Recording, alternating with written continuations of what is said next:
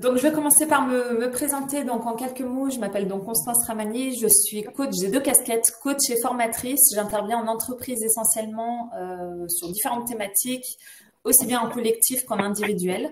Donc voilà, vous pouvez me retrouver sur LinkedIn, bien entendu. N'hésitez pas à m'inviter, je serai ravie. Alors, l'échec. L'échec, c'est un grand sujet. L'échec fait peur. Parfois, l'échec paralyse. La perspective même d'échouer parfois empêche certains de se lancer dans des projets et voilà, il y a ce côté très paralysant à l'échec. Également, l'échec fait mal quand on se plante. Effectivement, c'est douloureux. On ne se sent pas bien, on peut se sentir nul, se sentir incapable et ça peut être vécu comme une fin en soi. Alors qu'en réalité, l'échec c'est un passage. C'est un passage. Ça peut être un passage vers la réussite. Voilà, on verra un petit peu tout ça. On a parfois tendance à se focaliser sur l'échec, à s'identifier à lui. Si je devais prendre une image, c'est un peu comme si on écoutait une musique et qu'à un moment donné, il y avait une fausse note et qu'on s'arrêtait sur cette fausse note. On arrêtait la musique sur cette fausse note. Et que non seulement on arrêtait la musique et en plus on passait la fausse note en boucle comme ça et on n'arrivait pas à repartir. Alors que mis dans tout un ensemble, la fausse note a peut-être sa place. Voilà, elle fait partie d'un ensemble, fait partie de la musique. Donc voilà. Donc on a un peu à peu près 1 heure devant nous, pendant laquelle je vais tenter de vous faire changer de regard sur l'échec. On a un regard généralement assez négatif sur l'échec. Là, je vais essayer d'apporter un éclairage différent pour compléter un peu ce regard-là et le voir sous un aspect un petit peu plus positif, un petit peu plus doux en tout cas. Donc voilà, je précise que je n'ai pas accès au chat, donc je laisse Lauriane, maîtresse du chat. Et Lauriane, voilà, si tu vois, je te laisse réagir si jamais tu vois des questions dans le chat. On aura également un temps d'échange. Il y a un temps d'échange prévu à la fin. Donc, vous pouvez poser vos questions dans le chat, réagir, et puis on prendra ce temps-là à la fin pour que je puisse répondre aux questions qui auraient été posées. Je vous présente dès le départ ce livre-là parce que j'ai préparé le meet-up en m'appuyant notamment sur cet écrivain qui s'appelle Charles Pépin. Charles Pépin, c'est un philosophe. C'est un philosophe contemporain qui a écrit différents livres, dont Les Vertus de l'échec, que je vous recommande très chaleureusement. C'est un livre qui se lit rapidement, qui se lit facilement, mais dont la pensée est extrêmement décortiquée. Enfin, la réflexion sur l'échec est vraiment passée au peigne fin. C'est très intéressant.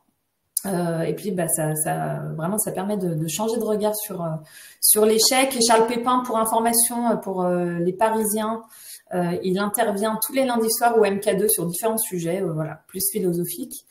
Et puis également, il a une chaîne sur Spotify et sur tout un tas de sujets. Il y avait notamment un sujet sur l'échec que je vous invite également à écouter.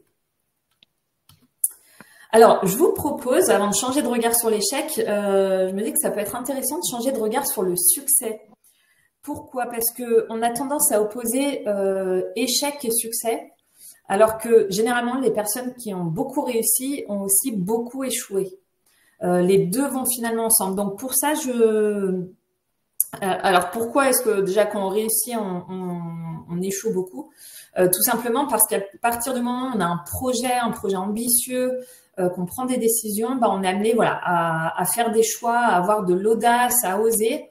Et qui dit oser, c'est aussi oser rater, oser être confronté à l'échec. Donc les deux sont vraiment imbriqués. Donc j'aime bien cette image de l'iceberg. On voit la partie émergée qui est la réussite. C'est flamboyant, c'est beau, il y a de la réussite, il y a du sourire, il y a de la joie. Ça, c'est ce qu'on voit, effectivement. On voit cette réussite-là, mais on voit pas forcément la partie immergée de l'iceberg qui est énorme, comme on le voit sur cette image, qui représente justement les échecs, les doutes. Ça représente la discipline, des sacrifices, des moments de déception. Ça représente, il y a de la transpiration dans tout ça. On voit qu'il y a beaucoup d'efforts, beaucoup de travail, un travail acharné. Il y a des bonnes habitudes à prendre pour aboutir ensuite à la réussite. Mais les deux sont vraiment imbriqués. Donc, pour illustrer ça, je vous partage 3 exemples de personnes qui ont beaucoup réussi. Et je vous présente aussi l'envers du décor, en fait, de leur réussite, ce par quoi ces personnes-là sont passées. Donc, le premier exemple, c'est J.K. Rowling qui a écrit Harry Potter. Donc, elle est aujourd'hui une des autrices les plus lues, les plus riches et les plus influentes de notre temps. Mais elle n'a pas toujours été dans... Voilà, ça s'est pas toujours passé comme ça pour elle. Et elle est passée... Enfin, quand elle avait 30 ans, elle était mère célibataire, sans emploi. Elle était sans domicile fixe. Elle allait de chez amie en amie. Elle changeait comme ça. Elle n'avait pas elle n'avait pas de chez elle. Elle vivait des aides sociales. Elle était dans une situation profondément difficile. Elle a traversé des phases de dépression, on peut très facilement l'imaginer. Et en fait, c'est dans cette partie-là de sa vie qu'elle a démarré l'écriture d'Harry Potter. Elle a écrit, et puis une fois que le manuscrit était terminé, c'est pas là que ça s'est résolu non plus.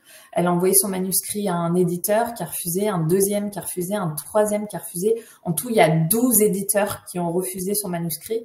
Donc, je vous laisse imaginer les étapes de déception, de découragement par lesquelles elle a dû passer avant qu'un éditeur accepte de la publier sans grandes ambitions. Mais voilà, et puis c'est devenu le succès planétaire qu'on lui connaît. Je vous partage un deuxième exemple, cette fois-ci dans le domaine du sport. C'est l'exemple de Michael Jordan qu'on ne présente plus, n'est-ce pas? Donc lui, c'est effectivement un des meilleurs joueurs de basket, un des meilleurs au monde. Mais lui aussi est passé par l'échec. Alors ça a commencé, figurez-vous, au lycée. Il voulait entrer dans l'équipe de basket du lycée. Il a été refusé par l'équipe de son école. À ce moment-là, je crois que il avait 15 ans. Il n'avait pas terminé sa croissance. Ils l'ont considéré comme trop petit. Et ils l'ont pas accepté. Il a grandi, je crois qu'il a pris 10 centimètres l'année qui suit. Mais voilà, donc au départ, il a même été refusé par son équipe, par l'équipe du lycée. Et voilà, et puis tout au long de sa carrière, il a rencontré beaucoup d'échecs, hein, comme tous les grands sportifs. Il en parle, j'ai regardé un petit peu, j'ai fait quelques recherches en préparant le meet-up, vous pouvez trouver sur YouTube, il en parle. Je vous cite une de ses phrases, il dit « J'ai raté plus de 9000 tirs dans ma carrière, j'ai perdu presque 300 matchs, 26 fois on m'a confié le tir de la victoire et j'ai échoué. J'ai échoué encore et encore et c'est pourquoi je réussis. » Parce qu'effectivement, ces échecs l'ont motivé à travailler. Voilà, c'est un travailleur acharné, l'ont amené à travailler encore plus dur, à retravailler son geste, à retravailler ses positions, à retravailler la tactique. Et c'est ça qui fait qu'il est devenu du coup un des meilleurs, tout simplement. Je vous partage un dernier exemple et puis je partagerai d'autres exemples tout au long du meet-up. Einstein, figurez-vous que c'est le savant qu'on connaît tous, mais ça n'a pas toujours été comme ça. Il était considéré comme lent par ses professeurs quand il était plus jeune. Apparemment, jusqu'à ses 4 ans, il avait du mal à s'exprimer, à parler. Il a mis même adulte, il avait apparemment des difficultés à s'exprimer. En classe, il avait du mal à rentrer dans le système scolaire. Il n'arrivait pas à prendre des notes. Voilà, il a même du mal à rentrer dans le cadre, alors malgré toute son intelligence, hein, bien évidemment. Il était considéré que par ses professeurs comme étourdi. Les professeurs pensaient qu'il irait peut-être pas très loin. Il avait du mal avec la discipline scolaire de l'école. Il a même été renvoyé du lycée quand il avait 15 ans. Donc voilà, tout le monde n'a pas pensé à lui comme un grand savant quand il était jeune. Pareil, après, il a voulu rentrer à l'école polytechnique de Zurich. Il a échoué la première fois. Alors après, il a réessayé l'année suivante et puis il a été pris, il a réussi à intégrer et puis à continuer ses études. Mais on comprend ici que il n'a pas été, le Einstein qu'on connaît tout de suite, il n'a pas été regardé comme ça en tout cas. Et il a dû faire face à de nombreuses difficultés avant de persévérer, du coup, de se battre, de persévérer dans ses études. Donc voilà, on revoit un peu cette image de l'iceberg avec un travail acharné derrière, de la transpiration. Il faut se battre pour ensuite avoir la réussite qu'on peut reconnaître, en tout cas sur ces 3 exemples que je vous donne là. Alors, la façon dont on regarde l'échec, c'est aussi très culturel. Selon le pays dans lequel on est, on regarde pas l'échec de la même manière. Alors, en France, on est assez mal loti là-dessus, c'est-à-dire qu'on a un regard très négatif sur l'échec. Et ici, je vais vous proposer de comparer la France et les États-Unis. Donc, alors là, on peut pas faire plus opposé en termes de regard porté sur l'échec. Donc, en France, effectivement, l'échec est stigmatisé très souvent. On associe l'échec à de l'incompétence très souvent. Quelquefois, on confond, on s'identifie à l'échec. On confond, alors ça, c'est très important, on confond avoir raté et être un raté. Je sais pas si vous voyez la différence, c'est d'une violence inouïe en fait. Être un raté et avoir raté, c'est pas du tout pareil. Euh, donc voilà, tout ça, bah, il y a tout un tas de raisons pour lesquelles on voit l'échec de cette manière-là. Il y a notamment notre système culturel, notre système éducatif, pardon, où à l'école, bah voilà, il y a le stylo rouge pour pointer toutes les erreurs, sans forcément pousser la réflexion plus loin. C'est-à-dire, ok, j'ai fait des erreurs, je vais essayer de comprendre mes erreurs, pourquoi j'ai fait cette erreur et comment je m'améliore. Voilà, évidemment, certains je fais pas de généralité, certains professeurs ou parents qui sont très enclins à encourager à cette réflexion, mais voilà, de manière générale, on aime bien pointer les erreurs. Et il y a un exemple que je trouve assez intéressant, c'est l'exemple de l'apprentissage de l'anglais. C'est vrai que l'anglais, c'est une langue vivante, il s'agit de la parler, et en France, bah, on essaye de maîtriser la grammaire, maîtriser la conjugaison, maîtriser le vocabulaire avant d'oser parler. Donc on va s'arrêter sur la moindre faute, on va voilà souligner quand on fait une phrase, ah bah attention, t'as fait telle faute, à tel point qu'en fait on n'ose pas parler. Très souvent les Français on n'est pas considérés comme pas très bons en anglais parce qu'on n'ose pas parler anglais, on a peur de faire des fautes, on a peur de se tromper. Alors que le mouvement devrait être inverse, c'est-à-dire on devrait parler en faisant plein de fautes. C'est ok à partir du moment où on arrive à se faire comprendre, tout en bien évidemment, il s'agit de s'améliorer, de voir les fautes qu'on fait, de comprendre et puis de se perfectionner. Mais voilà, ce côté orienté où on pointe les erreurs, ben, c'est extrêmement inhibant, c'est extrêmement limitant. Voilà, dans le monde professionnel, quelqu'un qui fait une erreur, quelqu'un qui échoue, ben on remet en doute ses compétences. Donc c'est quand même dur le regard porté sur l'erreur, sur l'échec. Et puis du coup on a peur d'innover, on a peur de se planter, ça freine l'innovation finalement. Donc voilà, c'est un petit peu dommage. Donc effectivement aux États-Unis, pour le coup c'est totalement l'inverse. Eux ils voient l'échec avec un regard très positif. C'est-à-dire qu'ils considèrent alors à juste titre que c'est un passage qui est inévitable et que c'est apprenant, que c'est formateur, à tel point que des investisseurs qui souhaiteraient investir dans un projet vont investir plus facilement auprès de quelqu'un qui a échoué à un moment, qui a rencontré l'échec, parce qu'ils considèrent que cette personne-là, du coup, a appris. Cette personne a appris de cet échec et du coup ne devrait a priori pas refaire les mêmes erreurs. Quelqu'un qui n'a pas échoué du tout, ça va les questionner. Ils vont se dire, il y a tout un tas de choses que cette personne ne connaît pas, ne maîtrise pas parce qu'elle s'est jamais plantée. Donc voilà, on voit une grosse différence de regard entre le regard porté par la France et par les États-Unis. Aux États-Unis, il y a même ce qu'on appelle les FailCon, donc des conférences dédiées à la thématique de l'échec où les gens viennent parler de leurs grands échecs et qu'est-ce qu'ils en ont appris, qu'est-ce qu'ils en ont tiré, etc. Donc c'est vraiment presque valorisé. On peut le mettre sur son CV. Les échecs, on leur place sur les CV des Américains, alors qu'en France, on aura un petit peu plus de mal à faire ça. Et quel dommage, parce que effectivement, l'échec est universel, inévitable et utile. Alors, c'est normal de ne pas être à l'aise avec l'échec et de ne pas aimer, de vouloir l'éviter parce que c'est très désagréable d'échouer. Mais c'est universel dans le sens où il n'y a pas un pays, une région du monde, une ville ou une famille qui ne connaîtrait pas l'échec. Donc ça, c'est vraiment quelque chose qui est partagé par tous les êtres humains. On peut échouer dans une relation amoureuse, dans un projet professionnel, on peut échouer à un examen. Donc voilà, l'échec est vraiment, c'est quelque chose qui est partagé de tous, qui est vécu par tous. Et c'est inévitable. C'est inévitable également parce que finalement, c'est comment dire, l'échec est la conséquence de l'effort et la conséquence de l'apprentissage. Si je prends des exemples très basiques, pour apprendre à marcher, il faut tomber de nombreuses fois.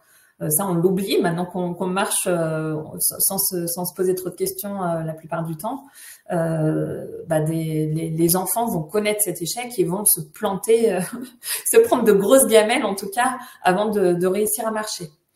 C'est pareil si on prend l'exemple d'un musicien, peu importe l'instrument, si on prend un violoniste, avant de réussir à jouer du violon de manière absolument parfaite, avant d'être un virtuose du violon, il va y avoir de sacrées fausses notes pour le coup, et ça va prendre énormément de temps, énormément de travail, énormément de persévérance. Il va falloir s'accrocher. Quelquefois, le joueur de violon aura envie de jeter son violon par la fenêtre, très probablement, mais ça fait partie de l'apprentissage. Donc, le fait de rater, d'échouer, fait partie de l'apprentissage. Donc, il est absolument inévitable. Et puis, il est utile. Il est très utile pour peu qu'on prenne le temps de s'y intéresser, qu'on prenne le temps de l'analyser et du coup de le comprendre. Donc ça, c'est ce sur quoi on va venir. En revanche, alors là, loin de moi l'idée de dire l'échec c'est génial, c'est facile et vous devriez le regarder avec un regard positif. L'échec, ça reste très douloureux. Associé à l'échec, évidemment, il y a tout un tas d'émotions. On peut se sentir très triste, très abattu. On peut se sentir extrêmement déprimé après avoir échoué quelque chose qui était important pour nous. On peut se sentir frustré. Enfin voilà, tout ça c'est extrêmement normal. J'insiste sur ce point parce quelquefois on a un peu cette tendance. Voilà, ça arrive qu'il y ait des messages qui soient passés comme quoi on devrait toujours être souriant, zen, petit bambou.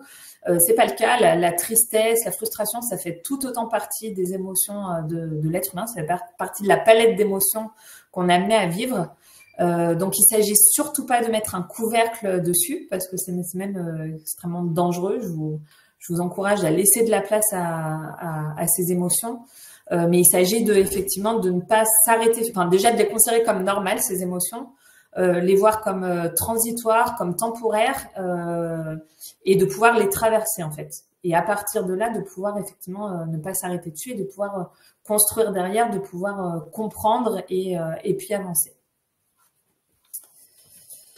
Alors l'échec, il est utile pour progresser parce que effectivement, si on évite l'échec à tout prix, qu'est-ce qui se passe? Si on veut éviter l'échec, ça veut dire qu'on ne bouge pas, qu'on n'entreprend rien, qu'on reste un petit peu figé, qu'on reste dans notre zone de confort. Et finalement, en faisant ça, on se confronte à rien d'autre, à rien de nouveau, et on ne grandit pas, on ne se développe pas, on n'apprend pas de nouvelles choses. Donc c'est bon. Ça peut être un choix, mais c'est quand même un petit peu dommage. Donc avec l'échec, on progresse. Pour présenter ça de manière imagée, je vais prendre l'exemple d'une voiture. On conduit sa voiture, on a l'habitude de conduire une voiture et on s'intéresse pas à la mécanique. Et puis c'est ok, ça n'a jamais posé de problème parce que la voiture marche, elle nous emmène là où on a besoin d'aller, il n'y a pas de souci. Vous me voyez venir, c'est pas un problème jusqu'à ce que la voiture tombe en panne. Et qu'est-ce qui se passe quand la voiture tombe en panne? Et là, on va être obligé d'ouvrir le capot, d'essayer de comprendre ce qui se passe, de comprendre comment fonctionne un moteur, de comprendre où est-ce qu'on met des liquides, comment est-ce que ça fonctionne. On va appeler quelqu'un, on va demander de l'aide, on va se pencher sur le capot avec cette personne pour essayer de comprendre ce qui se passe, pour essayer de remettre la voiture en route. Et voilà, on n'arrivera peut-être pas à le faire soi-même, mais d'une certaine manière, quand il arrive une difficulté, du coup un échec, on est confronté à une réalité à laquelle on n'avait pas accès auparavant, de laquelle on n'avait pas conscience. Et en fait, quand on est confronté à cette réalité, on est amené à marquer un temps d'arrêt, à se pencher, à analyser sur la question, à se pencher sur la question, à analyser et finalement apprendre à développer de nouvelles compétences et repartir plus fort de ces connaissances-là. La deuxième fois que la voiture tombera en panne, je ne sais pas si on arrivera à la réparer, mais en tout cas, voilà, on saura ce qu'il y a sous le capot, on maîtrisera peut-être un petit peu plus le sujet et ce sera plus facile. Donc voilà, c'est très imagé évidemment, Mais c'est ce qui se passe quand on est confronté à l'échec. L'échec nous pousse à grandir. Si je prends un deuxième exemple, pour le coup extrêmement concret, c'est les sportifs. Si on prend les sportifs de haut niveau, le jour où ils échouent, alors le jour où on gagne, évidemment, on fait la fête et on est très content. Le jour où on échoue, on va se pencher sur cet échec. Qu'est-ce qui s'est passé excusez-moi le terme, mais où est-ce que j'ai merdé, quoi? Quel était le mauvais geste? Peut-être d'un point de vue tactique, qu'est-ce qui était maladroit, et puis on va s'intéresser aussi à ce qu'a fait son adversaire. Enfin, par exemple, dans une partie de tennis, qu'est-ce qu'a fait mon adversaire, qu'est-ce qu'il a fait de différent, qu'est-ce qu'il a bien fait, comment est-ce qu'il a fait pour me coincer. Et en fait, c'est toute cette réflexion, ce temps à analyser les mauvais pas, les mauvais choix. Peut-être que mentalement, j'étais pas tout à fait préparée. Je réalise que je m'étais pas mis dans ma bulle. Voilà, il y a toute cette réflexion qui fait que la fois suivante, on revient plus fort de cet enseignement. Donc voilà, il y a vraiment cette idée que ça fait grandir. Et pour rester dans le domaine du tennis, enfin le domaine du sport et du tennis plus spécifiquement, je vous partage l'exemple de Rafael Nadal. Rafael Nadal, quand il avait 13 ans, il a échoué en tournoi en 99, le tournoi des petits as. En demi-finale, il a perdu, il a été écrasé par un certain Richard Gasquet, qui lui a brillamment gagné la partie. Donc, ça a été très douloureux pour Rafael Nadal. Mais en fait, ça a éveillé chez lui une véritable curiosité. Il a vu une force, un Richard Gasquet fort, une puissance dans le jeu de Richard Gasquet, et duquel il a énormément appris. Et ensuite, il est revenu beaucoup plus fort que ça l'année suivante. Et à partir de là, je crois qu'il a rejoué 18 fois contre Richard Gasquet. Il a toujours gagné. Donc voilà, sauf une fois où il a déclaré forfait parce qu'il était blessé pour le coup, donc c'est un cas bien particulier. Mais sinon, il a toujours ensuite gagné contre Richard Gasquet. Donc voilà, il est revenu plus fort et il est devenu le joueur qu'on connaît tous. Également, de l'échec naissent. On peut innover. Il y a des grandes innovations qui naissent de ça. Je donne l'exemple de Thomas Edison, qui est un inventeur frénétique, qui a déposé plus de 1000 brevets dans sa vie, qui ont été utilisés ou pas tous. Et c'est lui qui est connu pour avoir inventé notamment l'ampoule électrique. Et bien, figurez-vous que pour mettre sur pied cette ampoule électrique, une ampoule électrique qui fonctionne, ici est repris à plus de 10 000 fois. Et donc voilà, et lui quand on l'interrogeait, parce qu'il est plus des nôtres aujourd'hui, il disait je n'ai pas échoué, j'ai simplement trouvé 10 000 façons qui ne fonctionnent pas. Voilà, donc c'est une façon un petit peu humoristique, mais on voit derrière cette qualité de persévérance, de pas lâcher, d'y arriver la prochaine fois. Enfin voilà, il y a cette envie, cet acharnement jusqu'à réussir à faire quelque chose qui fonctionne, qui marche et qui a un succès fou, hein, l'ampoule électrique, évidemment.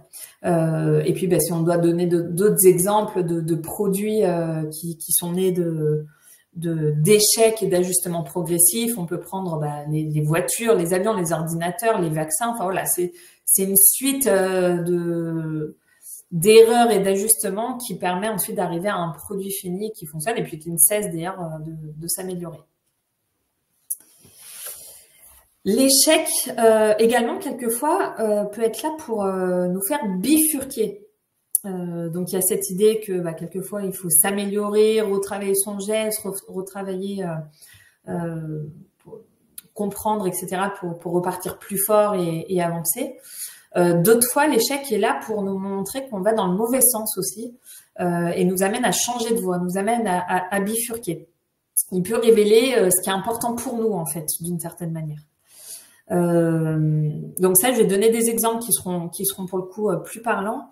Alors, premier exemple, c'est l'exemple de Michel Tournier, qui est un romancier très connu, qui a écrit notamment Vendredi ou La vie sauvage. Il est connu pour ça et pour d'autres romans. Alors, il a gagné le prix Goncourt, il est très reconnu. Mais alors lui, figurez-vous que au départ, il n'était pas du tout destiné à être romancier. Il voulait être professeur d'université, il voulait être professeur de philosophie.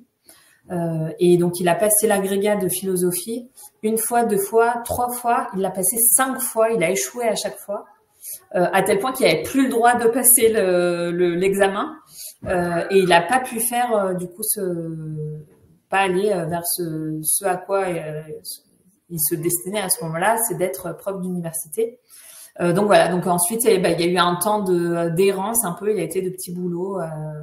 En petit boulot et puis il s'est mis au bout de, je crois, il a erré comme ça entre guillemets pendant plus de 10 ans jusqu'à ce qu'il se mette à l'écriture, dans lequel il a pu intégrer du coup en plus cet aspect philosophique, etc., qui lui était cher, et c'est comme ça qu'il est devenu l'écrivain, le romancier qu'on connaît. Un deuxième exemple, écoutez, c'est Charles Darwin. Charles Darwin qui a mis sur pied la théorie de l'évolution. Ce grand savant, lui au départ, il se destinait à être médecin généraliste. Donc, son père l'encourageait. Voilà, c'était il y a plusieurs années, n'est-ce pas? Son père le poussait à faire médecine. Donc voilà, il a raté, il a échoué dans ses études de médecine, donc il n'a pas pu devenir médecin. Donc du coup, on s'est dit qu'est-ce qu'il va faire? On l'a destiné à rentrer dans les ordres. Il a échoué dans ses études de théologie. Donc voilà, échec, il allait d'échec en échec jusqu'à ce qu'il embarque. Il a embarqué sur un bateau, sur un navire qui s'appelle le Beagle, qui était destiné à aller observer des espèces. Et il est parti 5 ans sur ce bateau-là pour observer des espèces. Et puis voilà, il est devenu le Darwin qu'on connaît tous maintenant. Mais on voit qu'il n'a pas été tout de suite Darwin, n'est-ce pas? Et qu'il a rencontré de nombreux revers avant de trouver sa place. Et un dernier exemple que j'aime bien, c'est l'exemple de Serge Gainsbourg. Figurez-vous avant d'être chanteur, il se rêvait peintre. Il voulait faire de la peinture. Il faisait beaucoup de peinture. Il peignait jour et nuit. Il était obsédé de peinture. Pour lui, c'était un art supérieur à la musique. Il voulait absolument être peintre. Et en fait, pendant 17 ans, il s'est obstiné à être peintre. Et puis, il a été obligé de se rendre à l'évidence que ça marchait pas, que ça prenait pas. Il gagnait pas d'argent. Du coup, il devenait pauvre à s'obstiner dans cette direction. Ce qui l'a amené à bifurquer et à se lancer vers la musique, la chanson. Et puis il est devenu le chanteur qu'on connaît tous. Donc voilà, et on imagine très facilement, là on voit du coup Gainsbourg, Darwin, Michel Tournier, on imagine on voit des grands succès flamboyants, mais voilà, derrière il y a toute cette douleur aussi, toute cette difficulté, toutes ces déceptions qui sont associées finalement, et c'est peut-être finalement grâce à leurs échecs, parce qu'ils ont échoué, parce qu'ils ont raté, qu'ils ont pu aller vers leur succès, autre que là où ils ont échoué. L'échec n'a pas pour seul horizon la réussite. Quoi qu'il se passe, l'échec nous permet de développer des qualités essentielles. Évidemment, on va développer des qualités de résilience, des qualités de persévérance. Ça forge, on s'endurcit un peu face à ces situations. Ça forge une capacité à rebondir face aux coups durs. Donc voilà, s'il faut prendre un exemple très très fort, très marquant et très très extrême, on peut prendre l'exemple de Nelson Mandela qui s'est retrouvé emprisonné quand il souhaitait défendre l'égalité noir-blanc en Afrique du Sud. Il s'est retrouvé emprisonné pendant 27 ans. C'est énorme, hein. Pendant 27 ans, et en fait, il a transformé cette épreuve en une force intérieure qui ensuite, en sortant de prison, lui a permis de mener l'Afrique du Sud vers la réconciliation. Il est devenu président. Enfin voilà, on peut imaginer que 27 ans en prison, ça n'a pas dû être facile tous les jours, très bien évidemment. Et voilà, c'est peut-être grâce à cette expérience très extrême qu'il a pu acquérir une telle force, une telle détermination, un tel courage. Donc voilà.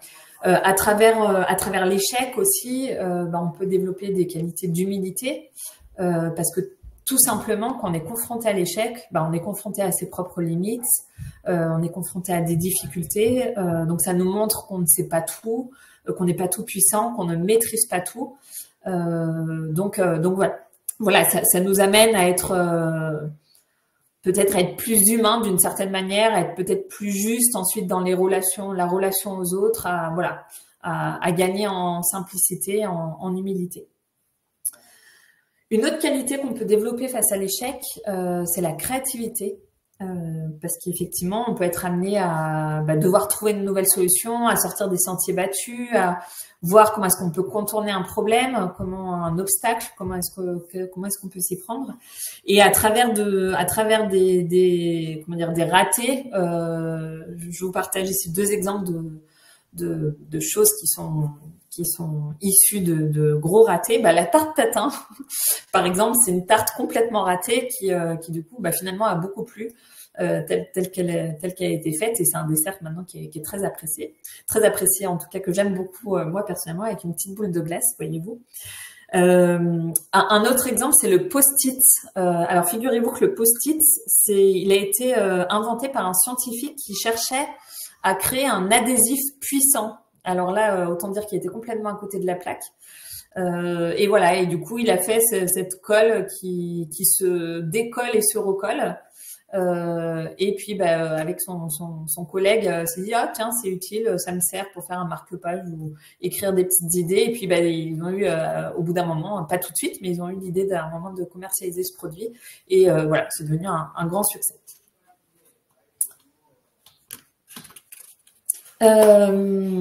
Alors, je vous propose maintenant, on a bien un petit peu un peu la théorie. J'espère que vous commencez à voir effectivement que l'échec, alors au-delà du fait que c'est dur et c'est effrayant, que ça peut être utile, ça peut être intéressant malgré tout, c'est de rencontrer l'échec.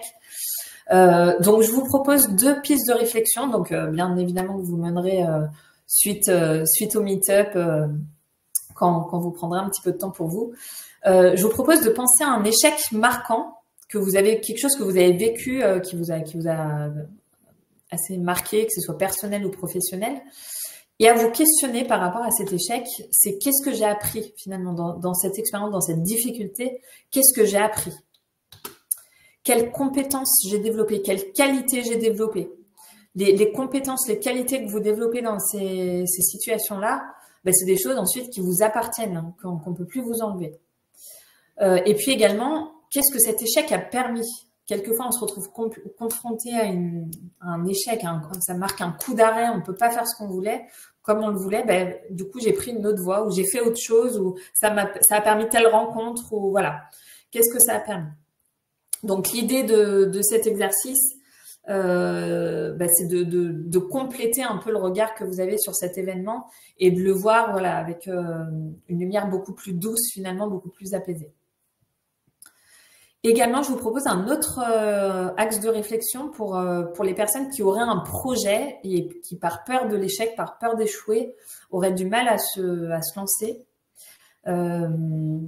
Donc, je vous propose de penser à cette situation et de vous questionner quels seraient les pires scénarios, quel est le pire qui puisse arriver. Vraiment aller loin, je vous encourage vraiment à aller le plus loin possible. Quel est le pire du pire du pire qui pourrait arriver si je me lançais dans ce projet? Si ça devait ne pas marcher, quel est le pire qui puisse arriver?